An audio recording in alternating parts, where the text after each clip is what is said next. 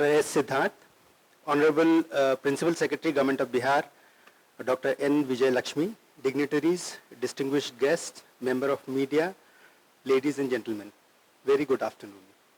First of all, I am not a proficient public speaker, so give me a liberty to read out my speech, which I have, meticulously prepared. At the outset, I would like to thank organizers of GTRI for inviting me to this august gathering of thought leaders and decision makers. I would also like to congratulate them for successfully organizing the inaugural edition of this event in these testing times. Topic of this session is sustainable economic growth, role of agriculture reform and agri-credit. The matter of role of agriculture reform in the context of sustainable economic growth, our previous speakers who are distinguished member of the government have spoken about it already. As a banker, I am more equipped to speak about the role of agriculture credit in the sustainable growth. It would not be an understatement to say that if money supply is blood in the veins of the economy, credit is red blood corpuscles. Why? Because like RBC, credit is essential for vitality and growth of the economy, which Siddharth sir has already, very meticulously spoken about.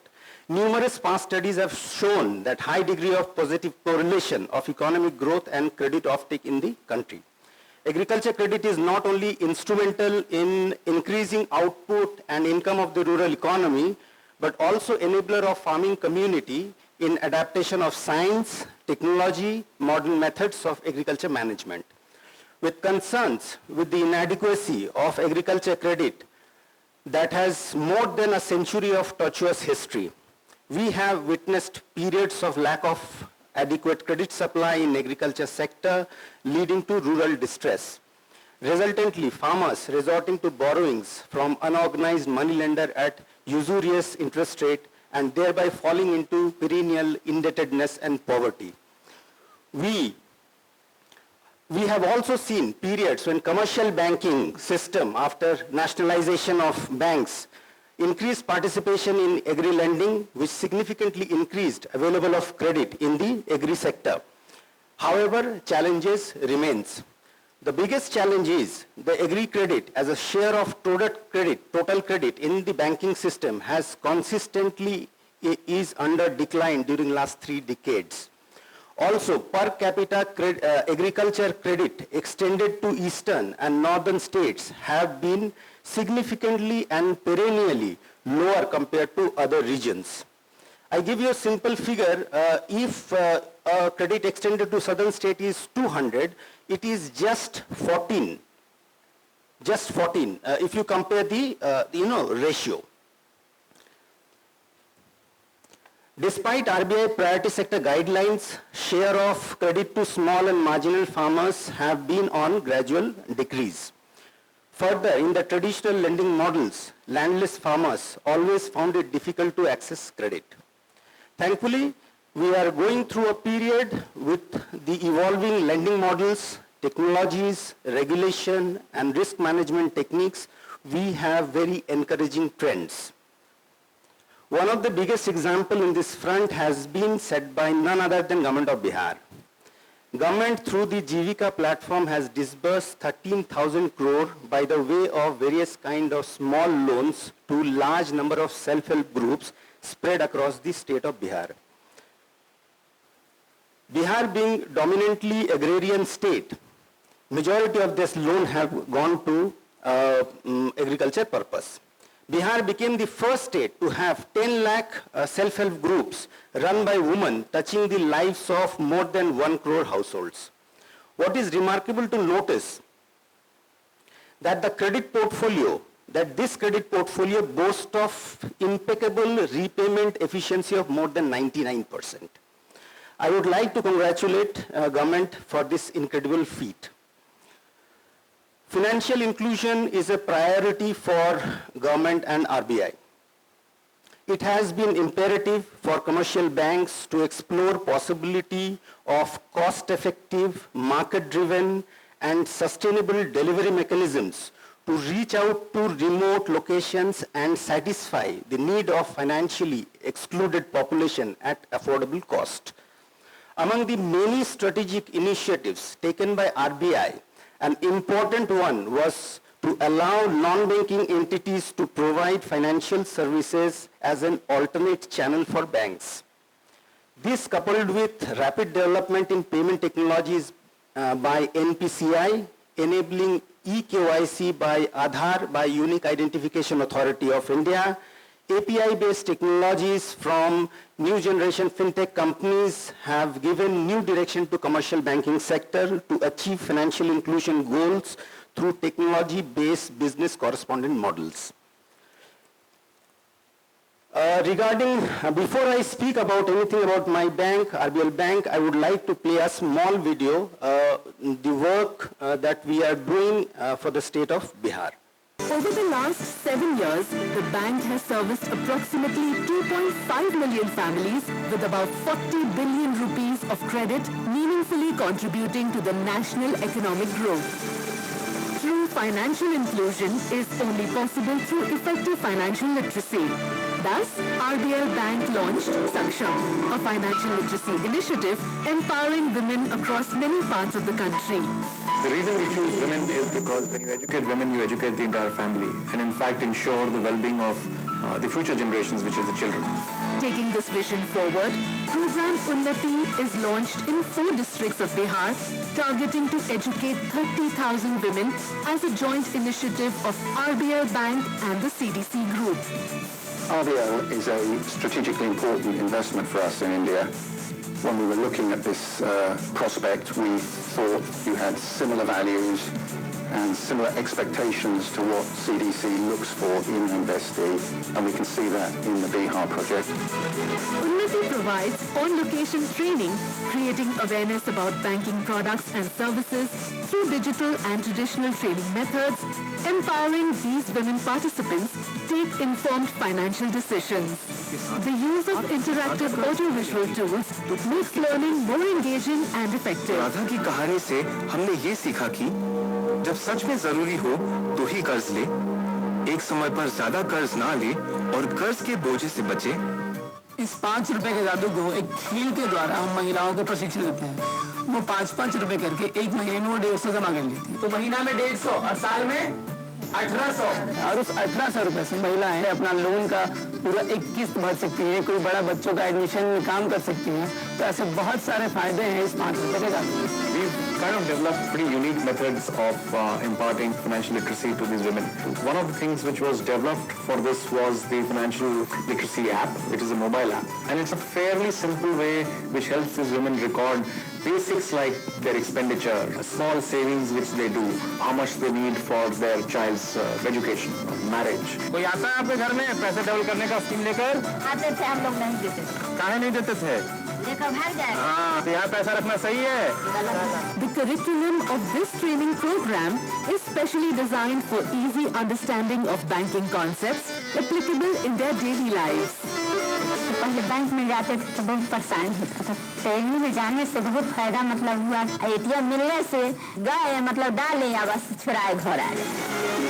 हम लोग के training हुआ है, उसमें हम लोग के जानकारी हुआ है बीमा के बारे में। ये 12 रुपया साल में आप लोग का खाता से कटेगा और किसी कारणवश कोई एहन घटना हुआ तो आप लोग को 2 लाख रुपया मिलेगा। हम लोग बीमा कराए हैं। मेरी अब बड़ी बेटी हो रही है तो उसके लिए जो आगे हम बचत उनको करना है वो कैसे करना है, तो जैसे सुकन्या है तो सुकन्या में पैसा जमा करने के लिए अब ट्रेनिंग जब से लिए ना तब से हम सोच रहे हैं कि अब हमें इसके लिए बचाना है। It's very gratifying to know that many of our women customers are able to understand the necessity of financial services so that they become more productive citizens of our country. We are very encouraged from the success we've seen from the Unnati program and are quite confident that we will cover many more states in the future and many more families.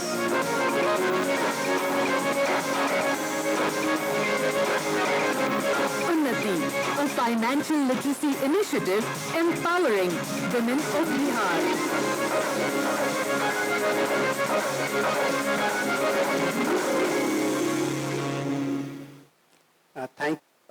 As one of the leading, banks in adaptation of technology-based financial inclusion program, the bank has witnessed consistent growth in agriculture credit portfolio at compounded average annual growth rate of more than 30% during last 10 years.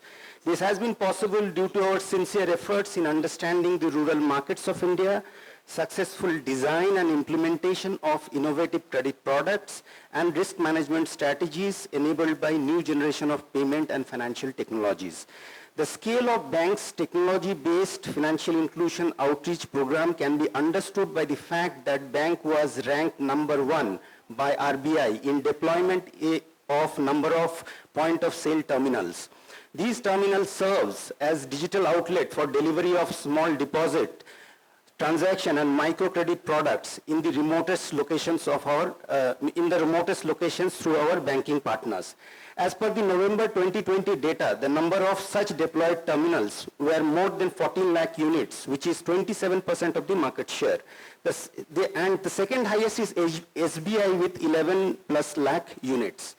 In recognition of this, RBL Bank received Digital Payments Award from Ministry of Electronics and Information Technology, Government of India for outstanding performance and contribution in POS terminal deployment in Northeast India. RBL Bank has been consistently ranked among the top banks in UPI Aadhaar-enabled payment system by MeitY during last 3 years. Further, Asia Money Award 2019 adjudged RBL Bank as best microfinance bank in India.